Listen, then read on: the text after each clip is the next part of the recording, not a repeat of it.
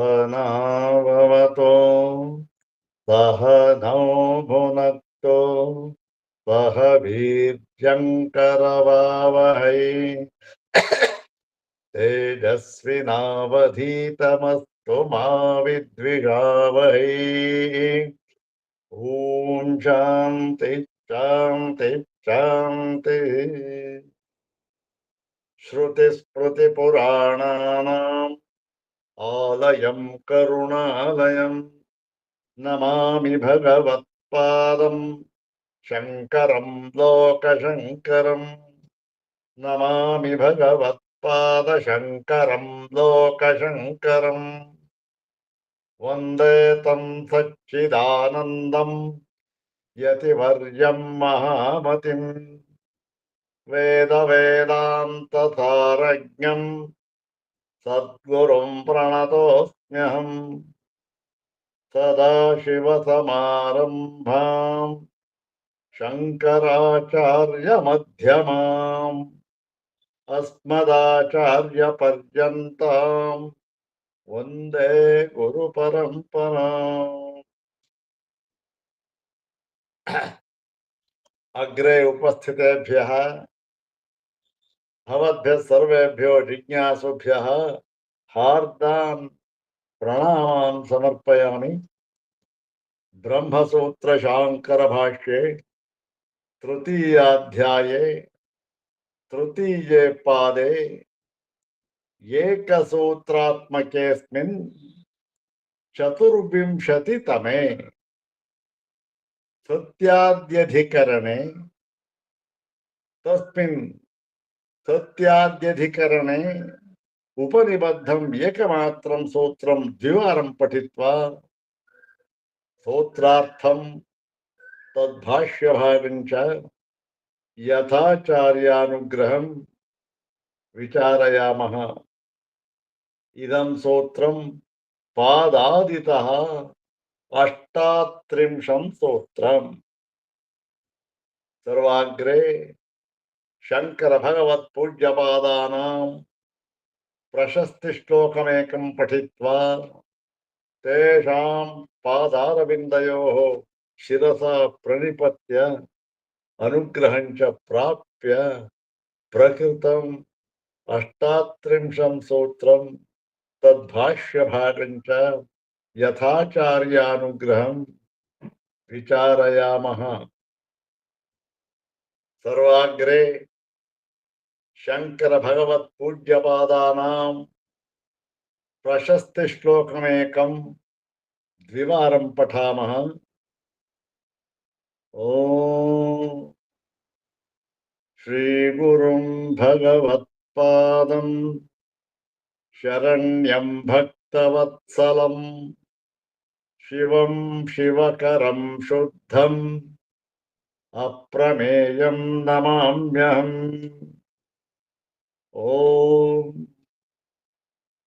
श्री गुरुं भगवत्पादं शरण्यं भक्तवत्सलं शिवं शिवकरं शुद्धम् अप्रमेयं नमाम्यहम्।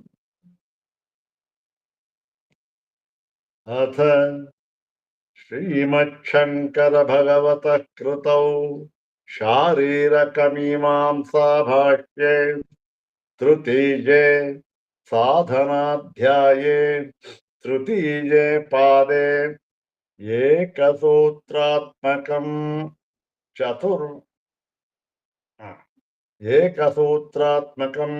चतुर्विंशं सत्याद्यधिकरणम्।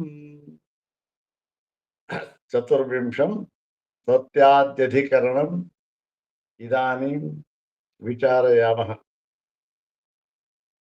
तस्मिन् अधिकरणे उपनिबद्धम् एकमात्रं सूत्रम् इदानीं द्विवारं पठित्वा अनन्तरं पदविभागक्रमम् अन्वयक्रमं च पश्यामः।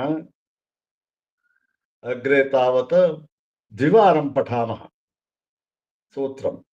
ओम सैव हि सत्यादयः ओम ಸೈವ ಹಿ ಸತ್ಯಾದಯ.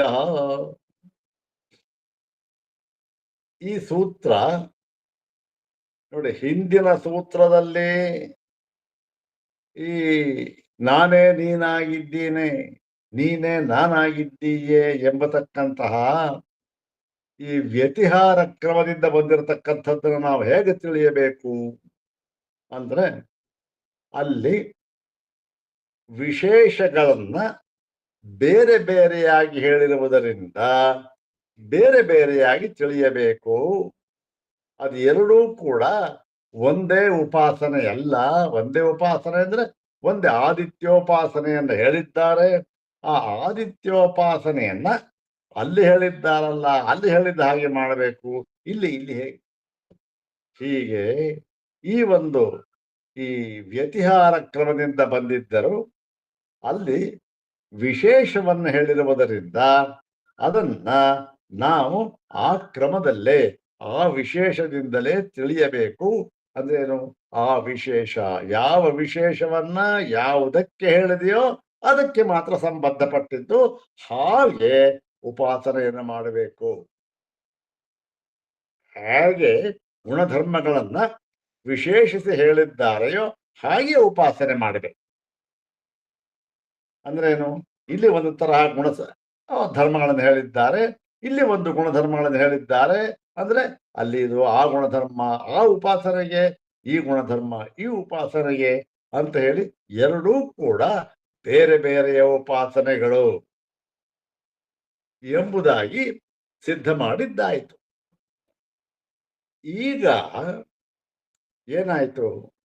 ಆಯ್ತು ಸ್ವಾಮಿ, ಹಾಗಾದರೆ ನೋಡಿ, ಒಂದೇ ಪ್ರಕರಣ ಒಂದೇ ಕಡೆ ಬಂದಿದೆ, ವಿಶೇಷವನ್ನ ಬೇರೆ ಬೇರೆಯಾಗಿ ಹೇಳಿದ್ದಾರೆ, ಎಲ್ಲ ಸರಿಯಾಗಿದೆ. ನೀವೇನ್ ಹೇಳಿದ್ರಿ? ಆ ವಿಶೇಷವನ್ನ ಎಲ್ಲಿ ಹೇಗೆ ಹೇಳಿದ್ದಾರೆಯೋ ಹಾಗೆ ಉಪಾಸನೆ ಮಾಡಬೇಕು, ಇಲ್ಲಿ ಹೇಗೆ ವಿಶೇಷಣವನ್ನು ಹೇಳಿದ್ದಾರೆಯೋ ಹೀಗೆ ಉಪಾಸನೆ ಮಾಡಬೇಕು. ಆದ್ದರಿಂದ ಉಪಾಸನೆಗಳು ಬೇರೆ ಬೇರೆ ಅಂತ ಹೇಳಿದ್ರಿ. ಆಯಿತು.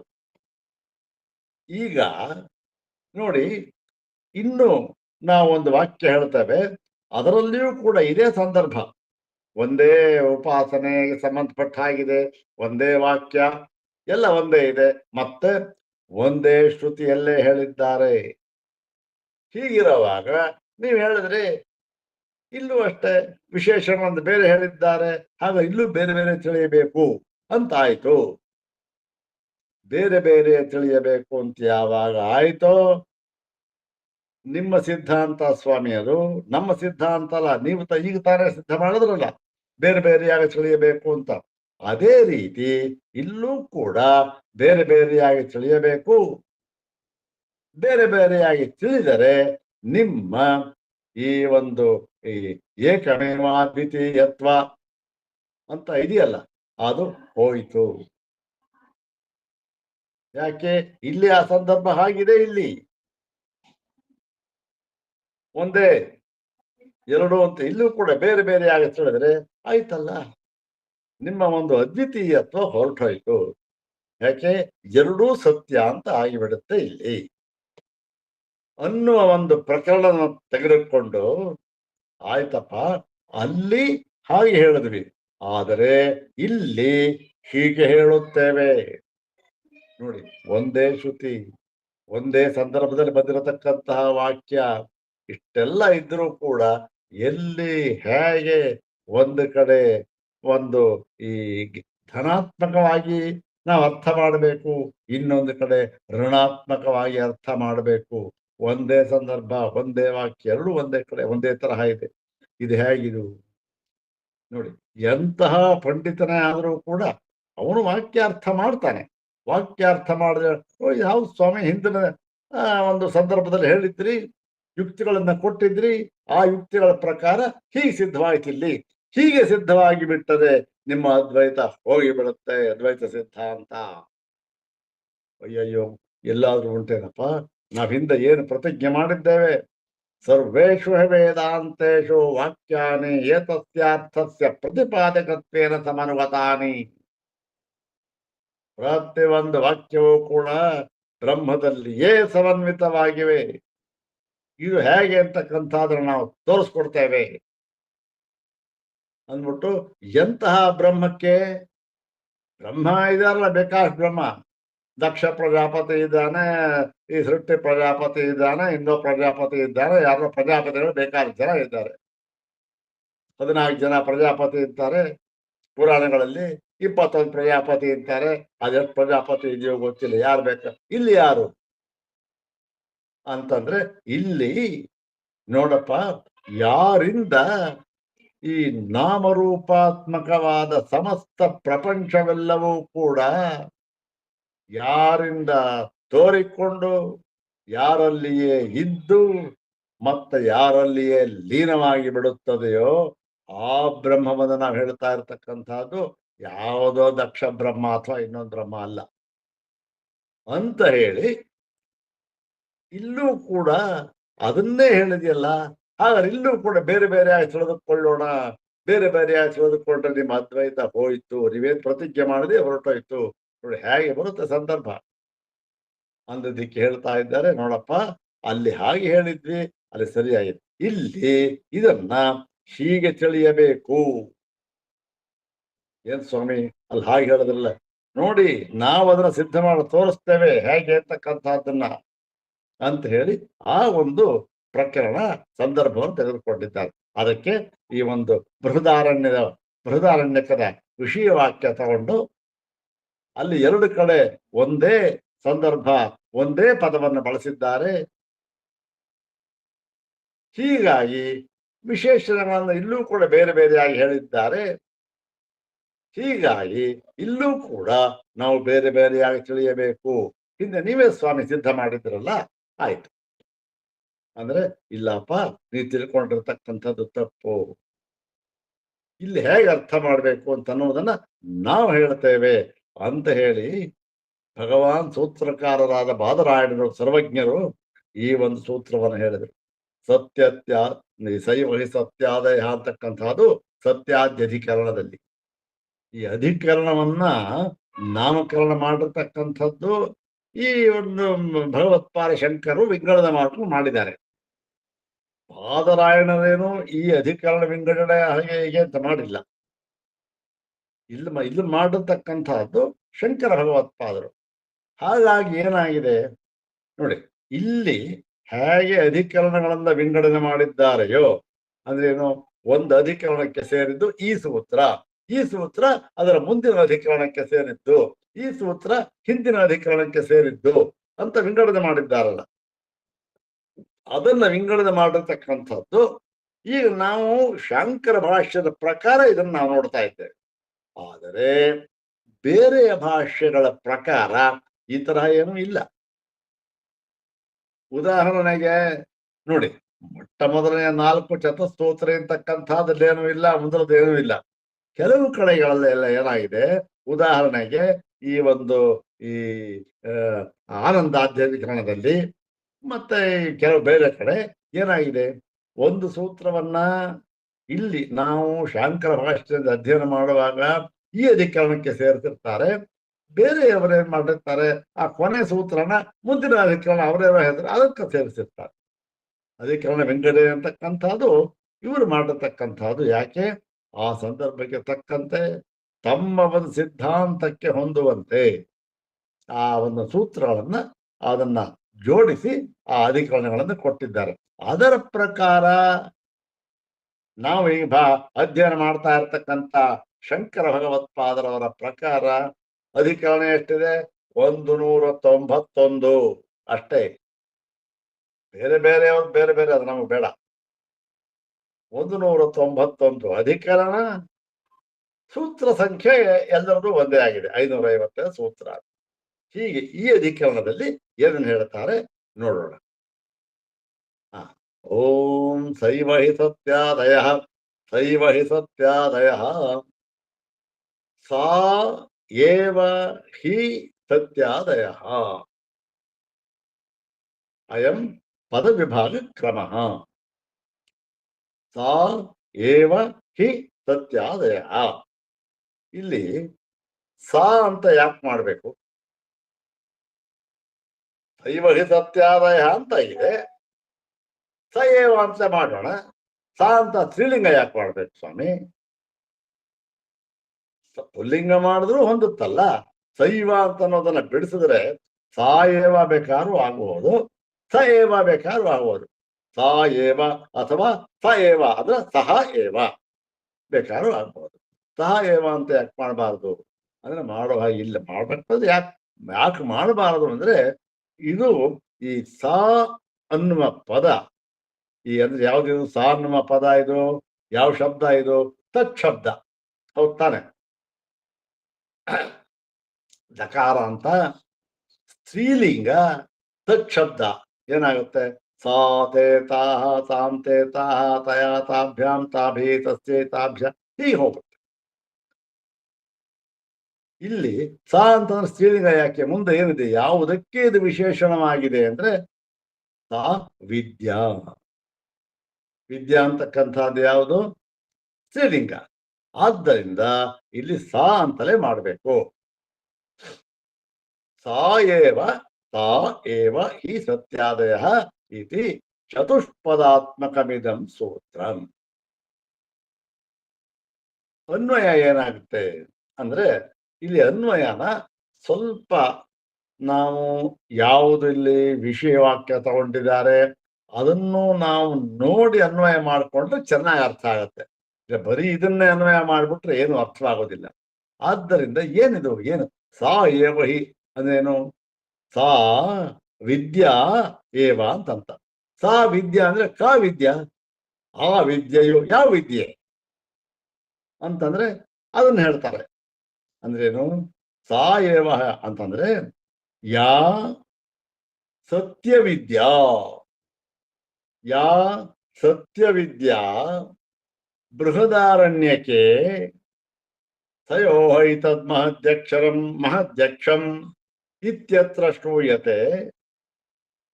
ಅಂದ್ರೇನು? ಯಾವ ಒಂದು ಸತ್ಯವಿದ್ಯೆಯು, ಸತ್ಯವಿದ್ಯೆ ಅಂದ್ರೆ ಸತ್ಯೋಪಾಸನೆ ಅಂತ ಅರ್ಥ. ಉಪಾಸನೆ, ಸತ್ಯೋಪಾಸನೆಯು ಬೃಹದಾರಣ್ಯಕದಲ್ಲಿ ಹೀಗೆ ತಯೋಹೈತದ್ ಮಹದ್ಯಕ್ಷಂ ಅಂತ ಪ್ರಾರಂಭವಾಗಿ ಮತ್ತೆ ಇನ್ನು ಮುಂದಿನ ಒಂದು ಬ್ರಾಹ್ಮಣದಲ್ಲಿ, ಇದು 4ನೆಯ ಬ್ರಾಹ್ಮಣ, ತಯೋಹೈತದ್ ಮಹದ್ಯಕ್ಷಂ ಅಂತಕ್ಕಂಥದ್ದು. ಮುಂದಿನ ಬ್ರಾಹ್ಮಣದಲ್ಲಿ ತದ್ಯತ್ ತತ್ ಸತ್ಯಂ ಅಂತ ಶುರು ಮಾಡಿದ್ದಾರಲ್ಲಿ, ಅದು 5ನೇ ಬ್ರಾಹ್ಮಣ. ಹೀಗೆ ಯಾವ ಸತ್ಯವಿದ್ಯೆಯು ಬೃಹದಾರಣ್ಯಕದಲ್ಲಿ 4ನೆಯ ಬ್ರಾಹ್ಮಣದಲ್ಲಿ ಸಯೋಹೈತಂ ಮಹದ್ಯಕ್ಷಂ ಎಂದು ಪ್ರಾರಂಭವಾಗಿ ತದ್ಯತ್ ಸತ್ಯಂ ಅಂತ ಮುಂದಿನ ಬ್ರಾಹ್ಮಣದಲ್ಲಿ 5ನೆಯ ಬ್ರಾಹ್ಮಣದಲ್ಲಿ ಹೇಳಿದ್ದಾರೋ ನೋಡಿ. ಇಲ್ಲೂ ಸತ್ಯವಿದ್ಯಾ, ಯಾವ ಸತ್ಯವಿದ್ಯಾ ಅಲ್ಲೂ ಕೂಡ ತದ್ಯತ್ ತತ್ ಸತ್ಯಂ, ಸತ್ಯ ಎರಡೂ ಕಡೆ ಸತ್ಯವಿದ್ಯೆಯನ್ನು ಹೇಳಿದ್ದಾರೆ. ಎಲ್ಲಿ? 4ನೆಯ ಬ್ರಾಹ್ಮಣದಲ್ಲಿ, 5ನೆಯ ಬ್ರಾಹ್ಮಣದಲ್ಲಿ. ಅಷ್ಟನ್ನೂ ಕೂಡ ನಾವಿಲ್ಲಿ ಗಣನೆಗೆ ತಂದುಕೊಂಡು ಇದಕ್ಕೆ ಅನ್ವಯ ಮಾಡ್ಕೋಬೇಕು. ಸಾಯೇವ ಅಂದ್ರೆ ಯಾ ಸತ್ಯವಿದ್ಯಾ ಬೃಹದಾರಣ್ಯಕ್ಕೆ ತಯೋಹೈತಂ ಮಹದ್ಯಕ್ಷಂ ಇತ್ಯತ್ರ ಶ್ರೂಯತೆ. ಮತ್ತು ತದ್ಯತ್ ಸತ್ಯಂ ತದ್ಯತ್ ತತ್ ಸತ್ಯಂ ಇತ್ಯತ್ರ ಶ್ರೂಯಮಾಣ ಅಪಿ, ಅದೇನು ಅಲ್ಲಿ ಅದು ಇದು ಮುಂದಿನ ಬ್ರಾಹ್ಮಣದಲ್ಲಿ ಹೇಳಿರ್ತಕ್ಕಂಥದ್ದು ಅದು ಏನು? ಸಾಯೇವ. ಅವೆರಡೂ ಕೂಡ ಸಾಯೇವ. ಸಾ ಅಂದ್ರೇನು? ಸಾ ಸತ್ಯವಿದ್ಯಾ ಏವ. ಅದೆರಡೂ ಕೂಡ ಒಂದೇ ಸತ್ಯವಿದ್ಯೆಯೇ ಆಗಿದೆ. ಸಾಯೇವ ಸತ್ಯ ಒಂದೇ ಅಂತ ಮುಂದೆ ಹೇಳ್ತಾರೆ. ಇಲ್ಲಿ ಸಾಯೇವ ಅಂದ್ರೇನು? ಅದೇ ಸತ್ಯವಿದ್ಯೆ. ಅಂದ್ರೆ 4ನೆಯ ಬ್ರಾಹ್ಮಣದಲ್ಲೂ ಸಯೋಹೈತದ್ ಮಹದ್ಯಕ್ಷಂ ಅನ್ನುವುದಲ್ಲೂ ಸತ್ಯವಿದ್ಯೆಯನ್ನು ಹೇಳಿದ್ದಾರೆ. ಯಾವ ಸತ್ಯವಿದ್ಯೆಯನ್ನು ಅಲ್ಲಿ ಹೇಳಿದ್ದಾರೋ ಮುಂದಿನ ಬ್ರಾಹ್ಮಣದಲ್ಲಿಯೂ ಕೂಡ ಎಲ್ಲಿ ತದ್ಯತ್ ತತ್ ಸತ್ಯಂ ಅನ್ನುವಲ್ಲಿಯೂ ಕೂಡ ಅದೇ ಸತ್ಯವಿದ್ಯೆಯನ್ನು ಹೇಳಿದ್ದಾರೆ. ಏನಪ್ಪ ಎಲ್ಲ ಅಲ್ಲಿ ವಿಶೇಷಣ ಬೇರೆ ಇದೆಯಲ್ಲ, ಇದೇನಾಗೋಯ್ತು? ಹಿಂದೆ ಹೇಳಿದ್ದಲ್ಲ ಸ್ವಾಮಿ. ಈಗ ಸಂಶಯ ಪೂರ್ವ ಪಕ್ಷ ಏನು ಅಂತ ನೋಡ್ಬೇಕು. ಇಷ್ಟು ನಮ್ಗೆ ಗೊತ್ತಾಯ್ತು. ಸಾಯೇವ ಅದೇ ಸತ್ಯವಿದ್ಯೆ, ಎರಡೂ ಕಡೆ ಅದೇ ಸತ್ಯವಿದ್ಯೆ. ಯಾಕೆ ಅಂದ್ರೆ ಯಸ್ಮಾತ್ ಹಿ ಯಸ್ಮಾತ್ ಸತ್ಯಾದಯ ಸೈವಹಿ ಸತ್ಯಾದಯ. ಸತ್ಯಾದಯ ಅಂದ್ರೇನು? ಸತ್ಯಾದಯೋ ಗುಣ ಅಂತ. ಸತ್ಯ ಅಂದ್ರೆ ಸತ್ಯತ್ವ, ಸತ್ಯಕಾಮ, ಸತ್ಯ ಸಂಕಲ್ಪ ಅಂತ ಹೇಳಿದ್ದಾರಲ್ಲ, ಹಾಗೆ ಸತ್ಯತ್ವಾದಿ ಗುಣ, ಸತ್ಯತ್ವವೇ ಮುಂತಾದ ಗುಣಗಳನ್ನ ನಾವು ಏನ್ ಮಾಡ್ಬೇಕು ಅಂದ್ರೆ ಉಪಸಂಹರ್ತವ್ಯ, ಉಪಸಂಹಾರ ಮಾಡಿಕೊಳ್ಳಬೇಕು, ಉಪಸಂಹಾರ ಮಾಡಿಕೊಂಡು ತಿಳಿಯಬೇಕು. ಏನಾಯ್ತು ಇಲ್ಲಿಗೆ ಅನ್ವಯ ಅರ್ಥ ಏನಾಗುತ್ತೆ ನೋಡಿ. ಸಯೋಹೈತಂ ಮಹದ್ಯಕ್ಷಂ ಅಂದಾಗಿ ಎಂಬುದಾಗಿ ಬೃಹದಾರಣ್ಯಕದಲ್ಲಿ ಯಾವ ಸತ್ಯವಿದ್ಯೆಯನ್ನು ತಿಳಿಸಿದೆಯೋ ಮತ್ತು ತದ್ಯತ್ತತ್ ಸತ್ಯಂ ಎಂಬಲ್ಲಿ ಅದೇ ಬೃಹದಾರಣ್ಯಕದಲ್ಲಿ ಮುಂದಿನ ಆ ಬ್ರಾಹ್ಮಣದಲ್ಲಿ ಹೇಳಿದ್ದಾರಲ್ಲ, ಅವೆರಡೂ ಕೂಡ ಏನಾಗಿದೆ? ಸೈವಹಿ ಸಾ ಏವ, ಅದೇ ಸಾ ಅಂದ್ರೆ ಸಾ ಸತ್ಯವಿದ್ಯಾ ಏವ, ಎರಡೂ ಕೂಡ ಸತ್ಯವಿದ್ಯೆಯೇ ಆಗಿದೆ. ಏನು ಭೇದ ಇಲ್ಲ, ಎರಡೂ ಕೂಡ ಒಂದೇ ಉಪಾಸನೆ. ಹಿಂದೆ ಹೇಳಿದ್ವಿ ಬೇರೆ ಉಪಾಸನೆ ಅಂತ, ಇಲ್ಲಿ ಒಂದೇ ಉಪಾಸನೆ. ಯಾಕೆ ಇಲ್ಲಿ ಯಾಕೆ ಸ್ವಾಮಿ ಹೀಗೆ ಹೇಳ್ಬಿಟ್ರಿ ಅಂದ್ರೆ, ಏಕೆ ಅಂದ್ರೆ ಸತ್ಯವೇ ಮುಂತಾದ ಗುಣಗಳನ್ನ, ಸತ್ಯಾದಯೋ ಗುಣ, ಸತ್ಯವೇ ಮುಂತಾದ ಗುಣಗಳನ್ನ ಅತ್ರಾಪಿ ಉಪಸಂಹರ್ತವ್ಯಾ, ಇಲ್ಲಿಯೂ ಕೂಡ ಅದನ್ನ ಉಪಸಂಹಾರ ಮಾಡಿ ನಾವು ಅರ್ಥ ಮಾಡಿಕೊಳ್ಳಬೇಕು. ಇದೆಲ್ಲ ಯಾರಿಗೆ ಗೊತ್ತು? ಅಲ್ಲಿ ಹೇಳಿದ್ರು ಸೋವಾಯ್ತು, ಇಲ್ಲಿ ಬೇರೆ ತರ. ಹೇಗೆ? ಅದಕ್ಕೆ ಹೇಳೋದು, ಯಾವುದೇ ಸಂದರ್ಭ ಬಂದರೂ ಕೂಡ ಸ್ವತಂತ್ರವಾಗಿ ಬ್ರಹ್ಮವಿದ್ಯೆಯನ್ನ ತಿಳಿಯುವುದಕ್ಕೆ ಪ್ರಯತ್ನವನ್ನ ಪಡಲೇಬಾರದು. ಇಲ್ಲೇನು ಸ್ವತಂತ್ರವಾಗಿ ತಿಳಿದ್ರೆ ನೋಡಿ, ಸಂಸ್ಕೃತ ಪಂಡಿತ ಕಲ್ರಿ ನಾನು ಹೇಗೆ ಅರ್ಥ ಮಾಡ್ತೀನಿ ನೋಡಿ, ಅಲ್ಲಿ ಹೇಗೆ ಅರ್ಥ ಮಾಡಿದ್ದೆ ನೋಡಿ, ಇಲ್ಲೂ ಅದೇ ಅರ್ಥ ಮಾಡ್ತೀನಿ ಅಂತ ಅಂದ್ಬಿಟ್ರೆ ಹೋಯ್ತು. ಅದಕ್ಕಾಗಿ ಗುರು ಸಗುರುಮೇ ಸಗುರುಮೇವಾಭಿಗಚ್ಚೇತ್, ಅದಕ್ಕೋಸ್ಕರವೇ ಗುರುವಿನ ಹತ್ರವೇ ಹೋಗಿ ಈ ಒಂದು ವಿದ್ಯೆ ಅಂತ ಏನಿದೆ ಅಧ್ಯಾತ್ಮ ವಿದ್ಯೆ, ಅದನ್ನ ನಾವು ಅಧ್ಯಯನ ಮಾಡಬೇಕು, ಮಾಡಲೇಬಾರದು. ಇಷ್ಟು ಈ ಸೂತ್ರದ ಅರ್ಥ ಗೊತ್ತಾಯ್ತು. ಇವಾಗ ಈಗ ವಿಷಯ ವಾಕ್ಯ, ಅದಕ್ಕೇನರ್ಥ, ಅದಕ್ಕೆ ಸಂಶಯ ಏನು ಬರುತ್ತೆ, ಪೂರ್ವಪಕ್ಷ ಏನು, ಮತ್ತೆ ಸಿದ್ಧಾಂತ ಏನು, ಮತ್ತೆ ಇಲ್ಲಿ ಈ ಸೂತ್ರಕ್ಕೆ ಭಗವತ್ಪಾದ ಶಂಕರರು ನೋಡಿ ಈ ಅಧಿಕರಣಕ್ಕೆ ಹೀಗೆ ಅರ್ಥ ಮಾಡಬೇಕು. ಆದರೆ ಕೆಲವರು ಇದನ್ನ ಹೀಗೆ ಅರ್ಥ ಮಾಡುತ್ತಾರೆ ಬೇರೆಯಾಗಿ ಅಂತ ಹೇಳಿ, ಅದು ಸರಿಯಾ ಹೊಂದುತ್ತದೆಯಾ ಹೊಂದುವುದಿಲ್ಲವೋ ಅನ್ನುವುದನ್ನು ಕೂಡ ತೀರ್ಮಾನ ಮಾಡಿದ್ದಾರೆ. ಅಂದ್ರೇನು? ಇವರ ಸಿದ್ಧಾಂತ ಸ್ಥೂಣ ನಿಖದನ ನ್ಯಾಯದಂತೆ ಬಲವತ್ತಮವಾಗಿರ್ಬೇಕು. ಯಾವ ಒಂದು ಸಿದ್ಧಾಂತಗಳಿಂದಲೂ ಕೂಡ ಅದು ಅಲುಗಾಡಬಾರದು, ಬೇರೆ ಯಾವ ಸಿದ್ಧಾಂತಗಳಿಂದಲೂ ಅಲುಗಾಡಬಾರದು, ಅಷ್ಟು ಭದ್ರವಾಗಿರ್ಬೇಕು. ಅದಕ್ಕೆ ಈ ಶಾಸ್ತ್ರವನ್ನ ಪೂರ್ಣವಾಗಿ ಓದಬೇಕು. ಅದಲ್ಲೇ ಬರೀ ಚತುಸ್ಸೂತ್ರ ಓದ್ಕೊಂಡು ತಿಳಿತಿರ, ಅದೇ ಆಯ್ತು, ಚತುಸ್ಸೂತ್ರದಲ್ಲೇ ಸಿದ್ಧಾಂತ ಎಲ್ಲ ಬಂದ್ಬಿಡ್ತು, ಇದೇನು ಹೇಳೋ ಆಗಿಲ್ಲ. ಆದ್ರೆ ಏನಾಗುತ್ತೆ, ಅದು ಗಟ್ಟಿಯಾಗಿಲ್ಲ. ಗಟ್ಟಿ ಆಗಿದೆ ಸ್ವಾಮಿ, ಇಲ್ಲಿ ಯುಕ್ತಿ ಹೇಳಿದ್ರು, ಇನ್ನೊಬ್ಬ ಬಂದ ಯುಕ್ತಿ, ಇನ್ನೊಬ್ಬ ಅದಕ್ಕಿಂತ ಬಲವತ್ತರವಾದ ಯುಕ್ತಿ ಹೇಳ್ದ. ಅವಾಗ ಏನಾಗುತ್ತೆ, ಹೌದಲ್ವೇ, ಅವ್ರು ಹಾಗೆ ಹೇಳಿದ್ರು ನಮ್ ಗುರುಗಳು, ಇವ್ರು ಈ ತರ ಹೇಳ್ತಾ ಇದ್ರು, ಇದೇ ಸರಿಯಲ್ಲ ಅಂತ ಹೇಳ್ಬಿಡ್ತಾನೆ. ಹಾಗಾಗಿ ಇದು ಬಲವತ್ತರ ಆಗಿ ನಿಲ್ಲಬೇಕು ಅಂತಕ್ಕಂಥದಕ್ಕೆ ಇವೆಲ್ಲ ಸಮನ್ವಯ ಹೇಗಾಗತ್ತೆ ಅಂತಕ್ಕಂಥ ನೋಡ. ಇದು ಪೂರ್ವ ಪಕ್ಷ ಮುಂದೆ ಹೇಳ್ತಾ ಇದ್ದಾರೆ. ಓಂ ಸೈವಹಿ ಸತ್ಯಾದಯ ಸಯೋಹೈತಂ ಮಹದ್ಯಕ್ಷಂ ಪ್ರಥಮಜಂ ವೇದ ಸತ್ಯಂ ಬ್ರಹ್ಮ ಇತ್ಯಾದಿನ ವಾಜಸನೇಯಕ್ಕೆ ಸತ್ಯವಿದ್ಯಾಂ ಸನಾಮಾಕ್ಷರೋಪಾಸನಾಂ ವಿಧಾಯ ಅನಂತರಂ ಆಮ್ನಾಯತೆ. ಎಲ್ಲಿ? ತತ್ರೈವ ಬೃಹದಾರಣ್ಯಕ್ಕೆ ಆಮ್ನಾಯತೆ. ತದ್ಯತ್ತತ್ ಸತ್ಯಮಸೌ ಸಾದಿತ್ಯೋ ಯೇಷ ಏತಸ್ಮಿನ್ ಮಂಡಲೇ ಪುರುಷೋ ಯಶ್ಚಾಯಂ ದಕ್ಷಿಣೆ ಅಕ್ಷನ್ ಪುರುಷಃ ಇತ್ಯಾದಿ. ನೋಡಿ, ಒಂದು ಸಂದರ್ಭ ಬರುತ್ತೆ, ಏನು? ಬೃಹದಾರಣ್ಯಕದಲ್ಲಿ ಒಂದೇ ಶ್ರುತಿ, ಅಲ್ಲಿ 5ನೆಯ ಅಧ್ಯಾಯದ ಈ 4ನೆಯ ಬ್ರಾಹ್ಮಣ ಮತ್ತೆ 5ನೆಯ ಬ್ರಾಹ್ಮಣದಲ್ಲಿ ಈ ಸತ್ಯೋಪಾಸನೆಯನ್ನ ಸತ್ಯವಿದ್ಯೆಯನ್ನು ಹೇಳಿದ್ದಾರೆ. ಎರಡೂ ಬ್ರಾಹ್ಮಣಗಳಲ್ಲಿಯೂ ಹೇಳಿದ್ದಾರೆ, ಸತ್ಯವಿದ್ಯೆಯನ್ನೇ ಹೇಳಿದ್ದಾರೆ. ಏನಂತ? ಮೊದಲನೆಯ ಬ್ರಾಹ್ಮಣದಲ್ಲಿ 4ನೆಯ ಬ್ರಾಹ್ಮಣದಲ್ಲಿ ಸಯೋಹಿತಂ ಸಯಃ ಅಂದ್ರೆ ಯಾವನು ಬೇಕಾದ್ರೂ ಆಗಬಹುದು, ಯಾರು ಬೇಕಾದರೂ ಆಗಬಹುದು. ಅವನು ಏತಂ ಮಹಾಧ್ಯಕ್ಷಂ ಪ್ರಥಮಜಂ ವೇದ. ಈ ಒಂದು ಮಹಾಧ್ಯಕ್ಷಂ ಅಂದ್ರೆ ಯಕ್ಷ ಅಂದ್ರೆ ಅತ್ಯಂತ ತಿಳಿಯುವುದಕ್ಕೆ ಗೂಢವಾಗಿರತಕ್ಕಂಥದ್ದು ಅಂತ. ಯಕ್ಷರು ಅವರ ರೂಪವನ್ನು ಯಾರಿಗೂ ತಿಳಿಯುವುದಕ್ಕಾಗೋದಿಲ್ಲ. ಯಾಕೆ?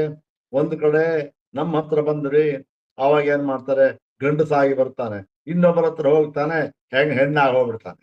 ಅವ್ರಿಗೆ ಕಾಮರೂಪಿಗಳವರು, ಅವ್ರ ಹೆಸರೇ ಕಾಮರೂಪಿಗಳು. ಅಂದ್ರೆ ಏನು? ಇಷ್ಟ ಬಂದ ರೂಪವನ್ನ ಅವರು ತಾಳಬಹುದು. ಹಾಗಾಗಿ ಇದೇನಾಗಿದೆ, ಮಹದ್ಯಕ್ಷ. ಅವರು ಆ ಯಕ್ಷನೇ ಆಗಿದ್ದಾನೆ. ಇನ್ನು ಇದ್ಯಾವುದಿದು? ಬೃಹದಾರಣ್ಯಕ್ಕೆ ಹೇಳಿದ ಮಹದ್ಯಕ್ಷಂ, ಅತ್ಯಂತ ಮಹತ್ತರವಾದ ಪ್ರಧಾನವಾದ ಒಂದು ಯಕ್ಷ, ತಿಳಿಯುವುದಕ್ಕೆ ಆಗದೇ ಇರತಕ್ಕಂಥದ್ದು, ಅತ್ಯಂತ ಗಹನವಾಗಿರ್ತಕ್ಕಂಥದ್ದು.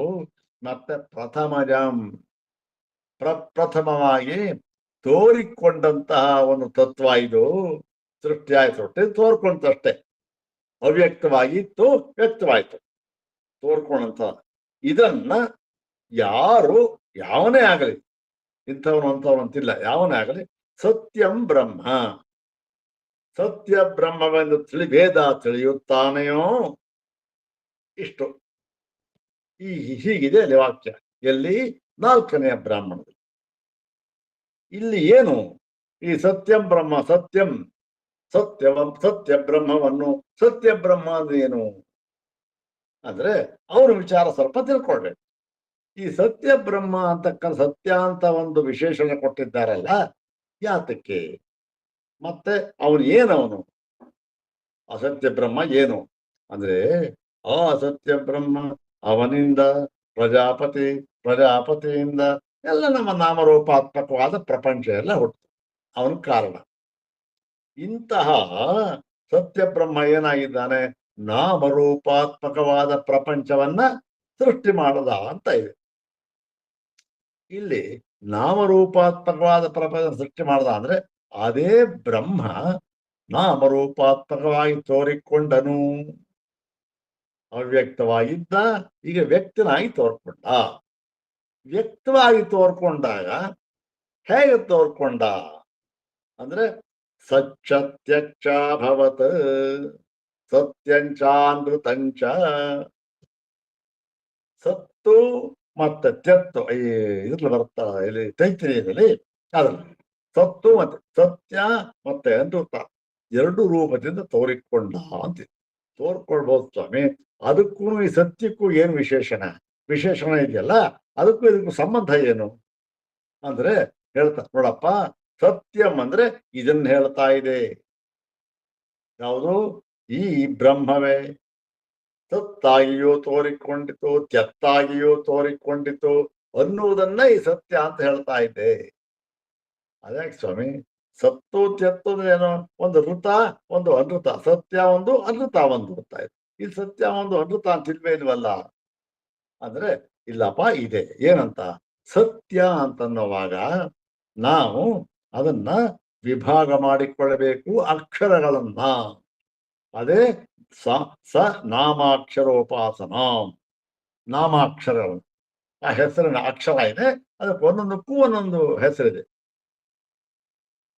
ಏನು ಅಂದ್ರೆ, ಸತ್ಯ ಅಂತನ್ನುವಾಗ ಸ ಇದೆ, ತಿ ಇದೆ, ಎಂ ಇದೆ, ಸತ್ಯಂ ಆಯ್ತು. ಈ ಸತ್ಯಂ ಅಂತಕ್ಕಂಥದ್ದು ಏನು ಸೂಚಿಸುತ್ತೆ ಅಂತಂದ್ರೆ ನೋಡಿ, ಸ ಅಂತಕ್ಕಂಥದ್ದು ಮತ್ತೆ ಕೊನೆಯ ಎಂ ಅಂತಕ್ಕಂಥದ್ದು ಏನಾಗಿದೆ? ಇದು ಸತ್ಯವನ್ನ ಸೂಚಿಸುತ್ತದೆ. ಸತ್ಯತ್ಯಕ್ಷಾಭವತು ಅಂತಿದೆಯಲ್ಲ, ಇವೆರಡೂ ಅಕ್ಷರಗಳು, ಮೊದಲನೆಯ ಅಕ್ಷರ ಮತ್ತೆ ಕೊನೆಯ ಅಕ್ಷರ ಅದೇನು? ಸತ್ ಅಂದ್ರೆ ಸತ್ಯವನ್ನ ಸತ್ಯ ಮತ್ತೆ ಮಧ್ಯತ್ತು ಈ ತಿ ಇದೆಯಲ್ಲ, ಸಾ ಎಂ ಅದು, ತಿ ಇದೆಯಲ್ಲ ಅದು ಅನೃತ. ಈ ಎರಡು ಕೂಡ ಆಗ ರಂಟತಾನು ಇದ್ರೆ ಅನೃತಾನೇ ಬಲವಾಗಿ ಅದೇನ ಬಿದ್ರು ಇರ್ಲಿ ಬಿಡಿ, ಅನೃತ ಇಲ್ಲ ಇಲ್ಲ. ಯಾಕೆ ಅನೃತ ಅಂದ್ರೆ, ಅನೃತ ಅಂದ್ರೆ ಅದು ಸುಳ್ಳಾಗಿರ್ತಕ್ಕಂಥದ್ದು, ಅದನ್ನೇನು ಯಾರು ಆಧರಿಸೋದಿಲ್ಲ. ಹೌದು ತಾನೆ, ಅನೃತವನ್ನು ಯಾರು ಆಧರಿಸ್ತಾರೆ? ಆಧರಿಸ ಮತ್ ಹೇಳಿದ್ದಾರಲ್ಲ ಅಂತಂದ್ರೆ, ಇಲ್ಲ ಇಲ್ಲಪ್ಪ ಹೇಳಿದ್ದಾರೆ. ಪ್ರಪಂಚ ಅದೂ ಇದೆ, ಋತವಾದದ್ದು ಇದೆ, ಅನೃತವಾದದ್ದು ಇದೆ. ಆದರೆ ಈ ಸತ್ಯಾಂತವಾಗಿದೆ, ಋತವಾಗಿದೆ ಅಂತ ಏನ್ ಹೇಳ್ತೀವಿ ನೋಡಿ, ಅದೇ ಪ್ರಧಾನ. ಯಾಕೆ ಅಂತಂದ್ರೆ, ಈ ತಿ ಅಂತಕ್ಕಂಥ ಅನೃತವನ್ನು ತೋರಿಸ್ತಕ್ಕಂಥ ಪದ ಎಲ್ಲಿದೆ? ಮಧ್ಯ ಇದೆ. ಆ ಕಡೆ ದಕ್ಷಿಣ ಪಾರ್ಶ್ವದಲ್ಲಿಯೂ ಅಷ್ಟೇ, ಉತ್ತರ ಪಾರ್ಶ್ವದಲ್ಲಿಯೂ ಅಷ್ಟೇ ಏನಿದೆ? ತಾ ಮತ್ತೆ ಎಂ ಅಂತಕ್ಕಂಥದ್ದು ಸತ್ಯವನ್ನು ಹೇಳ. ಈ ಎರಡೂ ಕಡೆ ಸತ್ಯದಿಂದ ಆವರಿಸಲ್ಪಟ್ಟಿರುವುದರಿಂದ ಈ ತಿ ಅನ್ನುವ ಒಂದು ಅನೃತ ಇದೆಯಲ್ಲ, ಅದು ಅಷ್ಟು ಬಲವತ್ತರವಾಗಿಲ್ಲ. ಆವರಿಸ್ಬಿಟ್ಟಿದೆ, ಸತ್ಯವ ಆವರಿಸ್ಬಿಟ್ಟಿದೆ. ಇದಕ್ಕೆ ಬೇಕಾದಷ್ಟು ಅರ್ಥ ಮಾಡಬಹುದು ಇದೆ, ಅದನ್ನು ಈ ಸಂದರ್ಭದಲ್ಲಿ ಅಷ್ಟೊಂದು ಬೇಕಿಲ್ಲ, ಇಷ್ಟು ಸಾಕು. ಸತ್ಯ ಇದು ನಾಮಾಕ್ಷರೋಪಾಸನೆ. ತ ತಿ ಎಂ ಇದೆಯಲ್ಲ, ಇದನ್ನ ಹೀಗೆ ಅಂದ್ರೆ ನಾಮಾಕ್ಷರೋಪಾಸನೆ ಅಂದ್ರೇನು?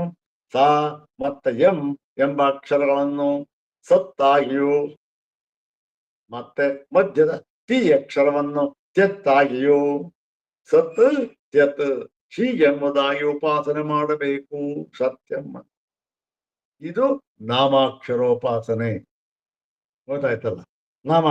ನಾಮಾಕ್ಷರೋಪಾಸನೆ ಹೇಳಿ ಅನಂತರಂ. ಅನಂತರಂ ಅಂದ್ರೇನು? ಅದರ ಮುಂದಿನ ಬ್ರಾಹ್ಮಣದಲ್ಲಿ, ಅಂದ್ರೆ 5ನೆಯ ಬ್ರಾಹ್ಮಣದಲ್ಲಿ ಏನ್ ಹೇಳಿದ್ದಾರೆ? ತದ್ಯ ತತ್ ಸತ್ಯಮಸೌ ಸ ಆದಿತ್ಯ ಅಂತ ಹೇಳಿ, ಈ ಅವನಿದ್ದಾನಲ್ಲ, ಅವನ ಆದಿತ್ಯ, ಅವನು ಈ ಏತಸ್ಮಿನ್ ಮಂಡಲೆ, ಆ ಒಂದು ಮಂಡ ಸೂರ್ಯ ಮಂಡಲ ಅಂತ ಇದೆಯಲ್ಲ, ಅದರಲ್ಲಿ ಅವನೇ ಪುರುಷ. ಮತ್ತೆ ಅವನು ಆದಿದೈವಿಕವಾಗಿ ಮತ್ತೆ ಆಧ್ಯಾತ್ಮಿಕವಾಗಿ ಅವನೇ. ಯಾವ ಪುರುಷ ಅಲ್ಲಿ ಆದಿತ್ಯ ಮಂಡಲದಲ್ಲಿ ಆದಿದೈವಿಕವಾಗಿ ಅಲ್ಲಿ ನಾವೇನಂತ ಕರೀತಾ ಇದ್ದೇವೋ, ಅದೇ ತತ್ವವೇ ಆಧ್ಯಾತ್ಮಿಕವಾಗಿ ನಮ್ಮ ಬಲಗಣ್ಣಿನಲ್ಲಿ ಗೋಚರವಾಗಿದ್ದಾನೆ. ಅದೇ ಇದು ಈ ಉಪಾಸನೆ ಎಲ್ಲ ಇದೆಯಲ್ಲ ಬಂದ ಇದು. ಹೀಗೆ ಅಲ್ಲಿ ಮುಂದಿನ ಬ್ರಾಹ್ಮಣದಲ್ಲಿ ಹೇಳಿದ್ದಾರೆ. ಅಲ್ಲೇನ್ ಹೇಳಿದ್ದಾರೆ? ಅಲ್ಲೂ ಅಷ್ಟೇ, ತದ್ಯ ತತ್ ಸತ್ಯಂ ಅಸೌಸ ಆದಿತ್ಯ ಅಂತ ಹೇಳಿದ್ದಾರೆ. ಅಲ್ಲಿ ಸತ್ಯಂ ಅಂತ ಎಲ್ಲೂ ಹೇಳಿದ್ದಾರೆ. ಹಿಂದಿನ ಬ್ರಾಹ್ಮಣದಲ್ಲೂ ಕೂಡ ಸತ್ಯಂ ಬ್ರಹ್ಮ ಅಂತ ಅಲ್ಲೂ ಕೂಡ ಹೇಳಿದ್ದಾರೆ. ಹೀಗೆ ಎರಡೂ ಕಡೆ ಹೇಳಿದ್ದಾರಲ್ಲ, ಆ ಬೃಹದಾರಣ್ಯಕದಲ್ಲಿ ಇತ್ಯಾದಿ. ಅಲ್ಲಿ ತತ್ರ ನೋಡಿ, ಅಲ್ಲಿ ಅಯಂ ಸಂಶಯ, ಇಲ್ಲಿ ಸಂಶಯ ಬಂದ್ಬಿಡ್ತು. ಏನು? ಕಿಂ ದ್ವೇ ಏತೆ ಸತ್ಯವಿದ್ಯೆ ಕಿಂ ವಾ ಏಕೈವ ಇತಿ. ಏತೆ ಸತ್ಯವಿದ್ಯೆ ಕಿಂ ದ್ವೇ ಕಿಂ ವಾ ಏಕಾಯೇವ. ಇಲ್ಲಿ ಸಂಶಯ ಏನು? ಈ ಸತ್ಯವಿದ್ಯೆಯನ್ನು ಹೇಳಿದ್ದಾರಲ್ಲ, ಇವೆರಡೂ ಸತ್ಯವಿದ್ಯೆಗಳು, ಇವೇನು ಒಂದೆಯೋ ಅಥವಾ ಬೇರೆ ಬೇರೆಯೋ? ಒಂದೆಯೋ ಅಥವಾ ಬೇರೆ ಬೇರೆಯೋ ಎನ್ನುವ ಸಂಶಯ ಬರುತ್ತೆ ನಮಗೆ. ಯಾಕೆ? ಇದೇ ಬೇರೆ ಬ್ರಾಹ್ಮಣ, ಅದೇ ಬೇರೆ ಬ್ರಾಹ್ಮಣ. ಮತ್ತೆ ಇಲ್ಲಿ ಕೆಲವು ಗುಣವಿಶೇಷಗಳನ್ನು ಹೇಳಿದ್ದಾರೆ, ಅಲ್ಲಿ ಒಂದು ಕೆಲವು ಗುಣವಿಶೇಷಗಳನ್ನು ಹೇಳಿದ್ದಾರೆ. ಹೀಗಾಗಿ ಒಂದೇನು, ಆದರೆ ಎರಡೂ ಕಡೆ ಸತ್ಯವಿದ್ಯೆಯನ್ನೇ ಹೇಳಿದ್ದಾರೆ. ಇದು ಇದೆ ಪದ, ಸತ್ಯಮನ್ನ ಪದ ಎರಡು ಕಡೆ ಇದೆ. ಹೀಗಾಗಿ ಹೀಗೋ ಇಲ್ಲ ಹಾಗೋ ಎಂಬತಕ್ಕಂತಹ ಸಂಶಯವು ಬಂದು ಬಿಡುತ್ತದೆ. ಆಯ್ತು, ಏನ್ ನಿರ್ಣಯ ಆಗತ್ತೆ? ಮೇಲ್ನೋಟಕ್ಕೆ ಏನ್ ನಿರ್ಣಯ ಆಗುತ್ತೆ ಅಂತಂದ್ರೆ ಅದನ್ನ ಹೇಳ್ತಾ ಇದ್ದ ನೋಡಿ. ದ್ವೇ ಇತಿ ತಾವತ್ ಪ್ರಾಪ್ತಂ. ಏತೆ ದ್ವೇ ವಿದ್ಯೆ, ಇವೆರಡೂ ಕೂಡ ಇವೆ ಸತ್ಯವಿದ್ಯೆ ಇದೆಯಲ್ಲ, ಇದು ಎರಡು. ಅಲ್ಲಿ ಹೇಳಿರ್ತಕ್ಕಂಥದ್ದು ಒಂದು, ಇಲ್ಲಿ ಹೇಳಿರ್ತಕ್ಕಂಥದ್ದು ಒಂದು, ಇನ್ನೊಂದು. ಸತ್ಯವಿದ್ಯೆಗಳು ಬೇರೆ ಬೇರೆ ಎಂಬುದಾಗಿ ನಮಗೆ ಮೊಟ್ಟ ಮೊದಲಿಗೆ ಮೇಲ್ನೋಟಕ್ಕೆ ತೋರುತ್ತದೆ. ಇದು ಪೂರ್ವ ಪಕ್ಷ. ಏನಪ್ಪ, ಯಾಕೆ ಮೇಲ್ನೋಟಕ್ಕೆ ಇದೇ ಬೇರೆ ಅದೇ ಬೇರೆ ತೋರ್ತಾ ಇದೆ ಅಂತ ಹೇಳಿದೆಯಲ್ಲ, ಕಾರಣ ಏನು ಅಂದ್ರೆ ಕಾರಣವನ್ನ ಹೇಳ್ತಾ ಇದ್ದಾನೆ ನೋಡಿ. ಭೇದೇನ ಹಿ ಫಲ ಸಂಯೋಗೋ ಭವತಿ ಜಯತೀಮಾನ್ ಲೋಕಾನ್ ಇತಿ ಪುರಸ್ತಾತ್ ಹಂತಿ ಪಾಪ್ಮಾನಂ ಜಹಾತಿ ಚ ಇತಿ ಉಪರಿಷ್ಟಾತ್. ನೋಡಿ, ಎಷ್ಟು ಸುಲಭವಾದ ಭಾಷ್ಯ. ಇದಕ್ಕಿಂತ ಸುಲಭ ಏನಾದ್ರೂ ಇದಕ್ಕೆ ವ್ಯಾಖ್ಯಾನ ಆಗ್ಲಿ, ನಾವು ಪಾಠ ಮಾಡ್ತೇವೆ ಅಂತ ಆಗಲಿ, ಏನೋ ಹೇಳೋದಾಗಲಿ ಮಾಡಿಬಿಟ್ರೆ ಇದ್ದುದು ಕೆಟ್ಟೋಗ್ಬಿಡುತ್ತೆ. ಇಲ್ಲಿ ಅಷ್ಟು ಸುಲಭವಾಗಿದೆ, ಸರಳ ಗಂಭೀರವಾಗಿ ಭಾಷ್ಯ. ಏನು ನೋಡಿ, ಭೇದೇನ ಫಲ ಸಂಯೋಗ ಹೋತಿ. ಇಲ್ಲಿ ಫಲ ಸಂಯೋಗವನ್ನು ಭೇದದಿಂದ ಹೇಳಿದ್ದಾರೆ. ಏನು ಭೇದದಿಂದ ಅಂದ್ರೆ ನೋಡಿ, 4ನೆಯ ಬ್ರಾಹ್ಮಣದಲ್ಲಿ ಈ ಸಯೋಮಿ ಏತದ್ ಮಹದ್ಯಕ್ಷಂ ಅಂತ ಹೇಳಿದ್ದಾರಲ್ಲ, ಅಲ್ಲಿ ಒಂದು ಫಲ ಹೇಳಿದ್ದಾರೆ. ಏನಂತ ಹೇಳಿದ್ದಾರೆ? ಯಾವನು ಹೀಗೆ ಬ್ರಹ್ಮ ಸತ್ಯ ಬ್ರಹ್ಮವನ್ನ ಉಪಾಸನೆ ಮಾಡುತ್ತಾನೆಯೋ ಅವನೇನಾಗುತ್ತೆ ಅವನಿಗೆ ಅಂದ್ರೆ ಅವನು ಜಯತಿ ಇಮಾನ್ ಲೋಕಾನ್, ಈ ಲೋಕಗಳನ್ನ ಅವನು ಜಯಿಸಿ ಬಿಡುತ್ತಾನೆ, ಲೋಕಕ್ಕೆಲ್ಲ ಅಧಿಪತಿಯಾಗ್ತಾನೆ ಅಂತಕ್ಕಂಥ ಫಲವನ್ನ ಅಲ್ಲಿ ಹೇಳಿದ್ದಾರೆ. ಮತ್ತೆ ಮುಂದೆ ಈ 5ನೆಯ ಬ್ರಾಹ್ಮಣದಲ್ಲಿ ಅಲ್ಲೂ ಕೂಡ ಸತ್ಯವಿದ್ಯೆಯನ್ನು ಹೇಳಿದ್ದಾರೆ. ಅಲ್ಲಿ ಏನ್ ಮಾಡಿದ್ದಾರೆ? ಅಲ್ಲಿ ಇನ್ನೊಂದ್ ತರ ಫಲವನ್ನು ಹೇಳ್ಬಿಟ್ರು. ಏನಂತೆ? ಅಲ್ಲಿ ಲೋಕ ಜಯಿಸ್ತಾನೆ, ಇಲ್ಲಿ ಹಂತಿ ಪಾಪ್ಮಾನಂ ಜಹಾತಿ ಚ, ಅಂದ್ರೆ ಎಲ್ಲ ಪಾಪಗಳನ್ನು ನಾಶ ಮಾಡಿಬಿಡುತ್ತಾನೆ.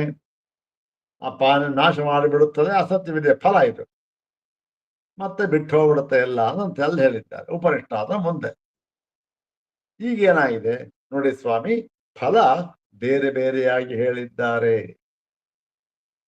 ಫಲ ಯಾವಾಗ ಬೇರೆ ಬೇರೆ ಆಯ್ತೋ ಉಪಾಸ್ಯ ತತ್ವವೂ ಕೂಡ ಬೇರೆ ಬೇರೆ. ಅದ್ ಹೇಗಪ್ಪ ಅಂದ್ರೆ ಪೂರ್ವಪಕ್ಷ ಹೇಳ್ತಾ ಇದ್ದಾನೆ ಇದನ್ನ. ಉಪಾಸ್ಯವೂ ಬೇರೆ ಸ್ವಾಮಿ, ಯಾಕೆ ಫಲ ಬೇರೆ ಬೇರೆಯಾಗಿ ಹೇಳಿದ್ದಾರೆ? ಯಾಕಪ್ಪ, ಒಂದೇ ತತ್ವಕ್ಕೆ ಬೇರೆ ಬೇರೆಯಾದ ಫಲ ಇರಬಾರ್ದ? ಒಂದೇ ತತ್ವ ಇರಬಾರ್ದ? ಇರ್ಬೋದು ಸ್ವಾಮಿ, ಅದೆಲ್ಲ ಗೊತ್ತಿಲ್ಲ. ಆದರೆ ಹೀಗೆ ಫಲವು ಬೇರೆ ಬೇರೆಯಾದಾಗ ಉಪಾಸ್ಯ ದೇವತೆಯು ಕೂಡ ಬೇರೆ ಬೇರೆ ಆಗಿಬಿಡುತ್ತೆ. ಹೇಗೆ ನೋಡಿ ಸ್ವಾಮಿ, ಒಂದು ದೃಷ್ಟಾಂತವನ್ನ ಕೊಡ್ತೇವೆ ನಾವು. ಏನು ಅಂದ್ರೆ, ಒಂದು ಕಡೆ ಒಂದು ವಾಕ್ಯ ಬಂದಿದೆ, ಈ ಭಗವಂತನನ್ನ, ಅಲ್ಲಿ ಬಂದಿರತಕ್ಕಂಥ ವಾಕ್ಯ ಇದು. ಈ ಭಗವಂತನನ್ನ ಪೂಜಿಸಿದರೆ, ಆರಾಧನೆ ಮಾಡಿದರೆ ನಮಗೆ ಜ್ಞಾನವು ಬರುತ್ತದೆ, ಜ್ಞಾನ ಉಂಟಾಗುತ್ತದೆ, ಒಳ್ಳೆಯ ಬುದ್ಧಿ ಬರುತ್ತೆ, ಬುದ್ಧಿ ವಿಕಾಸವಾಗುತ್ತದೆ. ಯಾರು? ಈ ಭಗವಂತನನ್ನ ಉಪಾಸನೆ ಮಾಡಿದರೆ ಅಂತ ಒಂದು ಕಡೆ ಹೇಳಿದ್ದಾರೆ. ಮುಂದೆ ಬರ್ತಾರೆ, ಇನ್ನೊಂದು ಅಧ್ಯಾಯನೋ ಯಾರೋ ಬರ್ತಾರೆ, ಅಲ್ಲಿ ಹೇಳ್ತಾರೆ, ಅಲ್ಲೂ ಇದೇ ಮಾತು ಹೇಳ್ತಾರೆ. ಅಲ್ಲಿ ಏನ್ ಹೇಳ್ತಾರೆ? ಈ ಭಗವಂತನನ್ನ ಉಪಾಸನೆ ಮಾಡಿದರೆ, ಅಲ್ಲೂ ಇದೆ, ಎಲ್ಲ ಒಂದೇ ವಾಕ್ಯ ನೋಡಿ. ಈ ಭಗವಂತನನ್ನ ಉಪಾಸನೆ ಮಾಡಿದರೆ ನಮಗೆ ಒಳ್ಳೆಯ ಆರೋಗ್ಯವು ಬರುತ್ತದೆ ಅಂತ ಅಲ್ಲಿ ಹೇಳ್ತಾರೆ. ಏನಾಯ್ತು? ಫಲಭೇದ ಆಯ್ತು. ಫಲಭೇದ ಆದ್ದರಿಂದ ಏನದು? ಈ ಭಗವಂತ ಅಂತ ಹೇಳಿದ್ದಾರಲ್ಲ ಇಲ್ಲಿ, ಆ ಭಗವಂತನೂ ಕೂಡ ಬೇರೆ ಬೇರೆ ಫಲ ಬೇರೆ ಆಗಿತ್ತು. ಯಾಕೆ? ಅಲ್ಲಿ ಜ್ಞಾನ ಫಲವನ್ನು ಹೇಳಿದ್ದಾರೆ. ಜ್ಞಾನ ಫಲವನ್ನು ಹೇಳಿರೋದರಿಂದ ಅಲ್ಲಿ ಭಗವಂತ ಅಂದ್ರೆ ಯಾವ ದೇವರಾಯ್ತು? ಮಹೇಶ್ವರ, ಪರಮೇಶ್ವರ. ಜ್ಞಾನಂ ಮಹೇಶ್ವರಾರಿಕ್ಷೇತ್ ವಾಕ್ಯ ಇದೆ ಸ್ವಾಮಿ. ಮತ್ತೆ ಇಲ್ಲಿ ಏನ್ ಹೇಳಿದ್ದಾರೆ? ಇಲ್ಲಿ ಮುಂದೆ ಬನ್ನಿ, ಇಲ್ಲಿ ಆರೋಗ್ಯ ಫಲವನ್ನು ಹೇಳಿದ್ದಾರೆ. ಹಾಗಾಗಿ ಆರೋಗ್ಯ ಫಲವನ್ನು ಹೇಳಿರುವುದರಿಂದ ಇದೇನು? ಆರೋಗ್ಯಂ ಭಾಸ್ಕರಾದಿಚ್ಛೆ. ಇಲ್ಲಿ ಭಾಸ್ಕರ, ಸೂರ್ಯನನ್ನು ಹೇಳಿದ್ದಾರೆ. ಹೌದಲ್ಲ ಸ್ವಾಮಿ? ಇದು ಹೊಂದುತ್ತೋ ಇಲ್ವೋ? ಓಹೋ, ಹೌದಲ್ಲ, ಹೊಂದುತ್ತಲ್ಲ. ಅಂದ್ರೇನು? ಇಲ್ಲಿ ಹೀಗೆ ಫಲ ಹೇಳಿದ್ದಾರೆ, ಅಲ್ಲಿ ಹಾಗೆ ಫಲ ಹೇಳಿರೋದ್ರಿಂದ ಎರಡೂ ಕೂಡ ಉಪಾಸ್ಯವಾದ ತತ್ವ ಬೇರೆ ಬೇರೆ ಅಂತ ಆಗಿಬಿಡ್ತು. ಆಗಿಬಿಡ್ತು ಅಲ್ಲ, ಹಾಗೆ ಆಗುತ್ತೆ. ಯಾಕೆ? ನಾವು ದೃಷ್ಟಾಂತವನ್ನು ಮತ್ತೆ ಲೋಕದಲ್ಲಿಯೂ ಕೂಡ ಇದು ರೂಢಿಯಲ್ಲಿ ಇರತಕ್ಕಂಥ ವಿಚಾರ ಏನಲ್ಲ, ಹೌದಾನೆ? ಲೋಕದಲ್ಲಿಯೂ ಕೂಡ ಇದು ಇದೇ ರೂಢಿ ಇರತಕ್ಕಂಥದ್ದು. ಆದ್ದರಿಂದ 4ನೇ ಬ್ರಾಹ್ಮಣದಲ್ಲಿ ಹೇಳಿರ್ತಕ್ಕಂಥ ಸತ್ಯವಿದ್ಯೆ ಬೇರೆ, 5ನೆಯ ಬ್ರಾಹ್ಮಣದಲ್ಲಿ ಹೇಳಿರ್ತಕ್ಕಂಥ ಸತ್ಯವಿದ್ಯೆ ಬೇರೆ. ಅದು ಯಾವುದು ಏನು ಅದರ ದೇವತೆ ಅದೆಲ್ಲ ಬೇಡ. ಈಗ ವಿದ್ಯೆ ಏನಾಯ್ತು? ಬೇರೆ ಬೇರೆ ಅಂತ ಆಯ್ತು, ಅಷ್ಟೇ ನಮಗೆ ಬೇಕಾಗಿರ್ತಕ್ಕಂಥದ್ದು ಅಂತ ಹೇಳಿ ಪೂರ್ವ ಪಕ್ಷವನ್ನು ಮಾಡೋದು. ಮತ್ತು ಇನ್ನೊಂದು ವಿಚಾರ ಹೇಳಿದ, ಪ್ರಕೃತ ಆಕರ್ಷಣಂತೂ ಉಪಾಸ್ಯೈಕತ್ವ ಅಂತ ಹೇಳಿ. ಅಂದ್ರೆ ಈ ಪ್ರಕೃತ ಆಕರ್ಷಣೆ, ಈ ಪ್ರಕೃತದಲ್ಲಿ ಆಕರ್ಷಣೆ ಅಂದ್ರೆ ಎಳೆದು ತೆಗೆದುಕೊಂಡು ಬಂದು ಅಂತ. ಇಲ್ಲಿ ಪ್ರಕೃತದಲ್ಲಿ ಅದೆರಡನ್ನು ಕೂಡ ಎಳೆದು ತಗೊಂಡು ಬಂದಿದ್ದಾರಲ್ಲ, ಅದು ಅಂದ್ರೆ ಯಾಕೆ ತಗೊಂಡ್ಬಂದಿದ್ದಾರೆ? ಎರಡೂ ಬೃಹದಾರಣ್ಯಕದಲ್ಲಿ ಎರಡೂ ಅದೇ ಸಂದರ್ಭ ಹೇಳಿದ್ದಾರೆ. ಯಾಕೆ ಅಂತಂದ್ರೆ, ಯಾಕೂ ಇಲ್ಲ ಸ್ವಾಮಿ, ಉಪಾಸ್ಯ ದೇವತೆ ಏನಾಗಿದ್ದಾನೆ ಇಲ್ಲಿ? ಸತ್ಯಬ್ರಹ್ಮ ಸತ್ಯಬ್ರಹ್ಮ ಅಂತ ಎರಡೂ ಒಂದು ಕಡೆ ಹೇಳಿದ್ದಾರೆ. ಆದ್ದರಿಂದ ಇಲ್ಲಿ ಎರಡನ್ನೂ ಸೇರಿಸ್ತೀವಿ. ಅಲ್ಲೇನ್ ಹೇಳಿದ್ರು ದೃಷ್ಟಾಂತಲ್ಲಿ? ಇಲ್ಲೂ ಭಗವಂತ ಅಂತ ಹೇಳಿದ್ರು, ಅಲ್ಲೂ ಭಗವಂತ ಅಂತ ಹೇಳಿದ್ರು. ಈ ಭಗವಂತನನ್ನು ಉಪಾಸನೆ ಮಾಡಿದರೆ ಜ್ಞಾನ ಸಿಕ್ಕುತ್ತದೆ, ಜ್ಞಾನ ಲಾಭವಾಗುತ್ತದೆ. ಇಲ್ಲಿ ಹೇಳಿದ್ರು ಈ ಭಗವಂತನನ್ನು ಉಪಾಸನೆ ಮಾಡಿದರೆ ಆರೋಗ್ಯ ಲಾಭವಾಗುತ್ತದೆ ಅಂತ ಹೇಳಿದ್ರು. ಎರಡೂ ಕೂಡ ಭಗವಂತ. ಆದ್ದರಿಂದ ಏನು?